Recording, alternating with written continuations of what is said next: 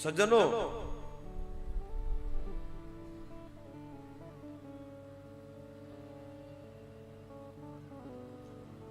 જ્ઞાન વૈરાગ્યને જાગૃત કરવા માટે સનકાદિક ઋષિએ ગંગા કિનારે દેવર્ષિ નારદને શ્રીમદ ભાગવતનો મહિમા ગાયો. પરમહંસ યોગીઓ એ સભામાં ઉપસ્થિત હતા અને કથાના અંતિમ ચરણમાં એમ કહેવાય છે, સાક્ષાત ભગવાન નારાયણ બિરાજમાન થયા, ચતુર્ભુજ નારાયણ બિરાજમાન થયા.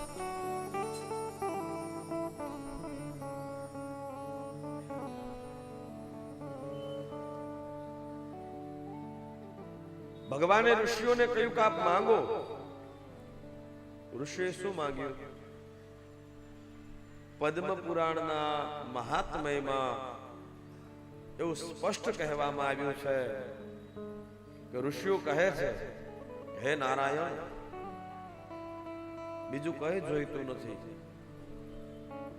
પણ જ્યારે જ્યારે આપણા સંતજનો, ભક્તજનો, ઋષિજનો આપની કથાનું ગાન કરતા હોય ને, ત્યારે નિત્ય આપ એ ભક્તિ ગાનમાં, એ સત્સંગમાં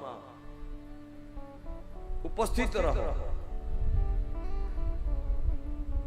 જ્યાં જ્યાં પણ શ્રીમદ ભાગવત કથાનું ગાન થતું હોય, ભગવત કીર્તન થતું હોય, ત્યાં પરમાત્માએ વચન આપ્યું છે, પરમાત્મા ઉપસ્થિત રહે છે.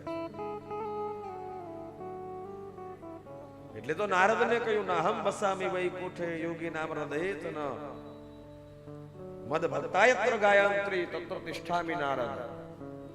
મારા ભક્તો જ્યાં પણ ગુણગાન કરે છે પરમાત્મા, ત્યાં આનંદ સ્વરૂપે, સચ્ચિદાનંદ સ્વરૂપે, પરમાનંદ સ્વરૂપે, બ્રહ્માનંદ સ્વરૂપે નિવાસ કરે. અને ભગવાન તો આમે કહે છે, અહમ ભક્ત પરાધીન, હું ભક્તને આધીન છું.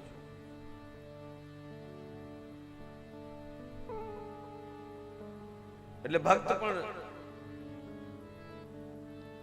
ભગવાનને પ્રસન્ન કરવા માટે એના ગુણગાન, એના કથા ચરિત્રો, એના લીલા ચરિત્રોનું ગાન કરે છે.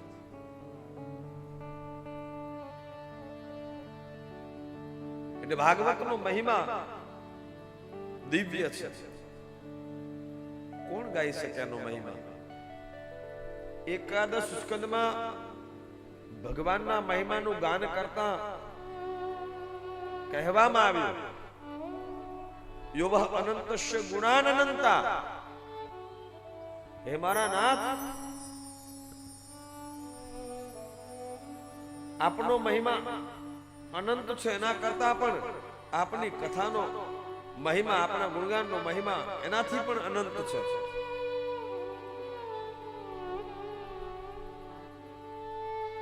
અને કેવું સ્પષ્ટ ઉદાહરણ આપવામાં આવ્યું.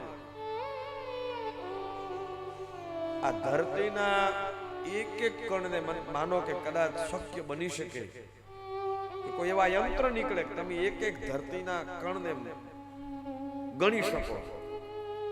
કોઈ યંત્ર નીકળે તો ધરતીનું એક કણ, એક રજ શક્ય બની શકે, કદાચ એને ગણી શકાય, પણ પરમાત્માના ગુણને કોઈ દી ગણી શકાય નહીં. કદાચ શક્ય બની શકે, આકાશમાંથી વરસાદ વરસતો હોય અને કોઈ યંત્ર એવું બની શકે કે એક એક બિંદુ જે ધરતી ઉપર પડતો હોય, એક એક બિંદુની ગણતરી કરી શકાય. એ શક્ય છે, પરંતુ પરમાત્માના ગુણાનુવાદને ગણવા અશક્ય છે.